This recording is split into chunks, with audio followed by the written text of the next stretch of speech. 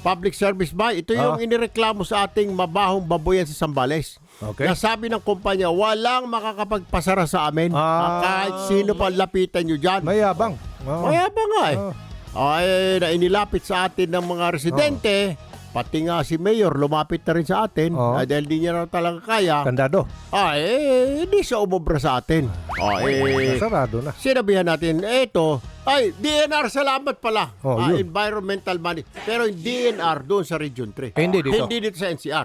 Kasi sa NCR may mga piring May pa rin. piring, lalo na yung main office. Kaya hindi lang piring. Baka may ano din dito. May Pero nilagay din sa tenga. dito na, barya naman na dito. Barya. Yung 20. 20. Malaki yun, 20.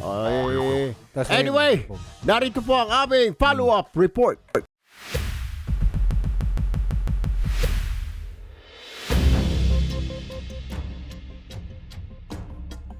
Noong nakarang linggo, inilapit sa Punto Asintado Reload ang masangsang na reklamo ng mga residente sa bayan ng San Narciso, Zambales.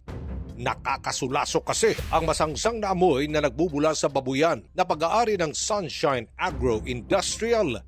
Ang siste pa, patuloy sa operasyon ng babuyan maski hindi ito binigyan ng permit to operate ng lokal na pamahalaan. Kaya ako po ay nakikiusap sa inyo kung pwede bang ipasara nyo na yan ngayong araw. Matapos ang ating panayam, nitong Biyernes ay agad na pinuntahan ng mga tauhan ng Department of Environment and Natural Resources ang Sunshine Agro Industrial para magsagawa ng kanilang inspeksyon tungkol sa sumbong. At doon nakita nga na maraming paglabag ang naturang babuyan. Kahapon kasamang ACT-CIS Party List at Punto Asintado Reload Team, kaagad na nagaya ng cease and desist order ang DENR sa piggery ng Sunshine Agro Industrial. Tinanggap naman ito ng manager o caretaker ang humarap sa amin. Meron po tayong tatlong notice of violation. Republic Act 9073. Pangalawa po, Republic Act 9275. Pangatlo, Presidential Decree 1586. So, kaya tatlong notice of violation. And meron din po tayong dalawang notice of issuance of order. Kasunod na niyan ang tuluyang pagpapasara ng babuyan na pinangunahan ng alkalde ng lokal na pamahalaan ng San Narciso, Zambales. Ngayon, naipakita maski ng EMB na yung report nila dahil sa inspection na ginawa nila last week ay naipakita yung malinaw yung mga violations dito na environmental and sanitary laws. Lubos naman ang pasasalamat ng mga residente at lokal na pamahalaan ng San Narciso para sa tuluyang pagpapasara sa babuyan na matagal nang iniinda ng mga residente ang masangsang na amoy. Nagpapasalamat po kami lahat ng mga residente dito dahil nasolusyonan po lahat ng problema namin. Malaking tulong sa amin ang ginawa niyong ito.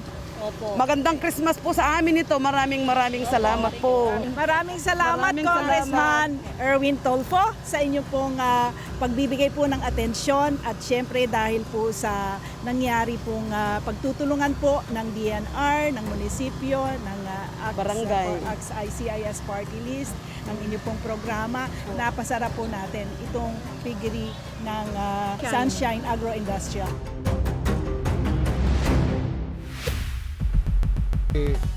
Pamigay lang sa mga mahirap. Ibenta na lang nila. Maraming salamat din po. Walang anuman po, Mayor Sarmiento at sa inyong mga constituents dyan. Sa DNR, thank you din po. Alam mo ba, hindi naman tayo kontra sa mga negosyo. Oo naman. Oo. Pero ilagay po ninyo sa mga negosyante, ilagay ninyo sa tama yung inyong negosyo. Paglalagay ka ng baboyan sa may residential, Baho yun. kahit sabihin natin hindi residential, may mga kapitbahay kayong bahay. Hindi nga malaman kung saan papunta yung dumi ng baboy.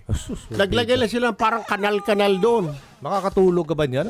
Sobrang Buong baho araw nga. hanggang gabi, ang baho. Yun na ngayon sinasabi. Yun ang sinasabi ng mga residente. Kaya tuwan-tuwa yung mga residente na naipasara natin yung baboyan.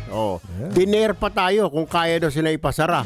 May papasara ho kayo dahil may paglabag po kayo. Tama. Hindi kami basta-basta na pasok lang ng pasok. Alam ko hong negosyo ho yan. Okay? Pero dapat ilagay mo sa tama. Di ba ba? Ilayo nyo sa kabahayan. No? Kawawa naman yung mga kapitbahay nyo dyan. Buti sana kung binibigyan nyo ng baboy. At saka mabuti sana kung yan ay yung bayan na yan, bayan ng mga baboy, mga manok, ng mga alagang hayop. Hindi, ginagawa nyong baboy. Kaya nga, nagpapasalamat ang Mayor. Welcome din, salamat din, Mayor. Salamat po sa mga residente sa tiwala po sa aming programa. Dito po ninyo nilapit yung inyong problema. Kaya kung kayo po ay may mga kahalintulad na problema sa inyong barangay, sa inyong bayan, legal problems, trabaho, lapit lang po kayo dito sa amin sa ACT-CIS po. Mother Ignacia Avenue, Quezon City, number 81 po yung aming numero. Monday to Friday by alas 8 hanggang alas 3 lang Message ng yun ha. hapon. Oo. Paki-post po ha. Oo. Inyong mga mensahe sa FB account ni Congressman Erwin Tulfo.